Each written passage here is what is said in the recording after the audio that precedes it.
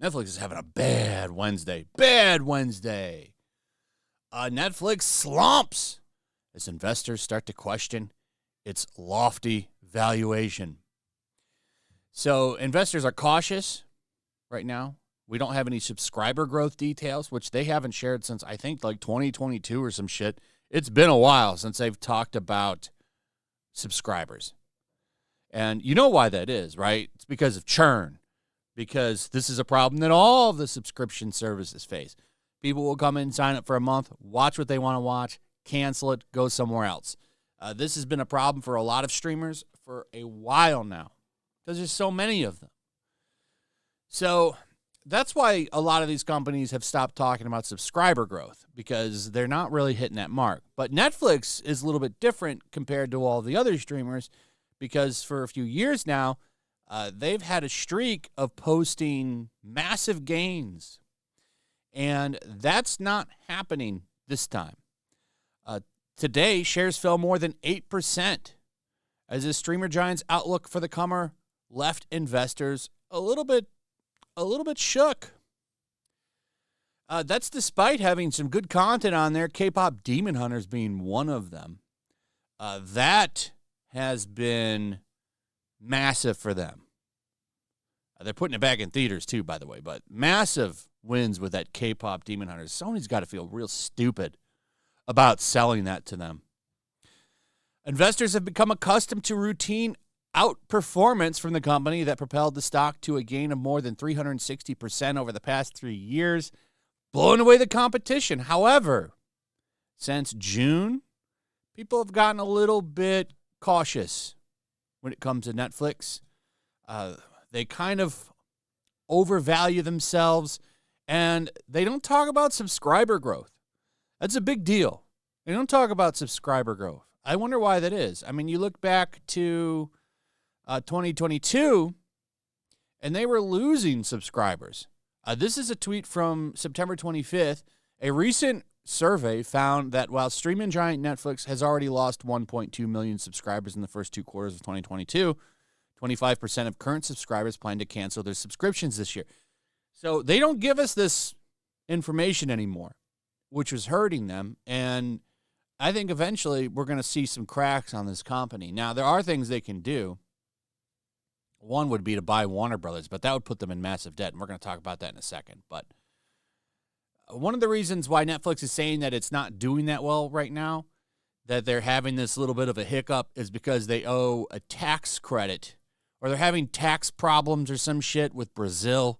$619 million charge linked to an ongoing tax dispute. However, JP Morgan says that's just noise. That's just noise. With no subscriber numbers, some advocates are grasping at straws to find any sign of weakness as the company is faring much stronger than its rivals, said PP Foresight analyst Pescator. So we'll see. We'll see. There's cracks at the house of Netflix. However, I think there's more things going on here. There's been a big backlash against Netflix because of all the weird shit that they have on their streaming service all the time, specifically the children shows. I really don't understand why Cocomelon needs transgender storylines. These are shows that are made for toddlers.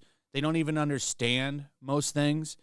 And I really don't understand why we need that kind of content in a show made for toddlers. It's really weird. And it's not just for shows like that. It's children's content across the board.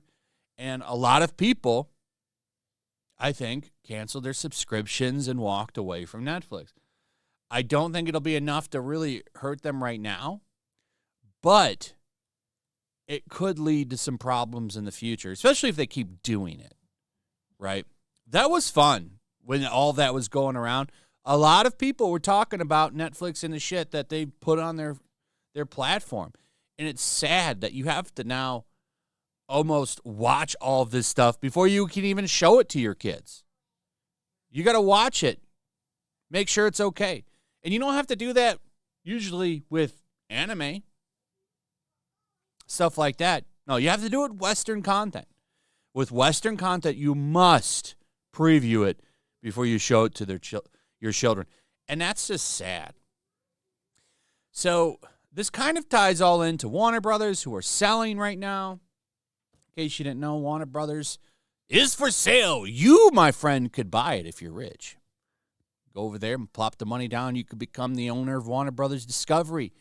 Netflix could buy it. However, I don't know if that's going to happen. Netflix has no interest in CNN or Cartoon Network, Discovery Channel. They don't want any of that shit. They just want the content. CNN. Imagine wanting to own CNN. CNN is such a joke. Do you know they have a subscription service now? It's like $6 a month. Who the hell pays for that shit? Who's paying for that? That's a list that should leak. We have their heads checked. Why are you paying CNN $6 a month? So what's going to happen with DC Comics? That's something I'm really interested in. What happens to them amid all of this? A lot of people out there saying James Gunn's future is in trouble, and it could be. James Gunn being signed to do what he's doing with the DC universe right now is there so investors can feel good about, something being in place. But somebody buys Warner, they could buy him out because he has a contract. You would have to buy him out. And it's kind of looking more likely that that's going to happen, especially when you consider Peacemaker lost 40% of its audience, which is wild. That's almost half of its audience. That's almost as bad as The Last of Us season 1 and 2 situation. Superman, I was very kind to Superman. I don't hate that movie. There were some things I liked about it. I gave it a decent review. However, I don't think the movie made very much money, if any money at all. The numbers on the streaming site, that's honestly not that's not what's going to save them. And if Netflix buys Warner Brothers, like let's say they just buy all the content. We just want the studios. We don't want anything else. They're not going to keep HBO Max going. They would likely roll it into Netflix. So you would just have a Netflix subscription. I don't even know how they would handle all that. I really don't think Netflix is going to buy Warner Brothers. I know a lot of people are pushing that, but I just don't think they're going to. I don't think they really need to. I don't think they really need to be honest, at least right now. I think it would be a better move for them to do it long term because that's a lot of IP. They would pretty much have the other half of the comic book market there. It can be with Marvel if they wanted to. But I'm sorry, comic book movies are on their way out. Why bother? Why bother? They're doing a good job running that into the ground lately. Peacemaker was a really good example of that. But here's James Gunn kind of admitting that his future with DC is in doubt. And it's very subtle. Absolutely. But let's play this. So this is on Boba's channel, Boba Talks, Boba Talks. And he had an interview with James Gunn. And I want you to listen to this. So one thing I've been really curious about is you've referenced things like Peacemaker Season 2 and Lanterns setting up different threads and arcs.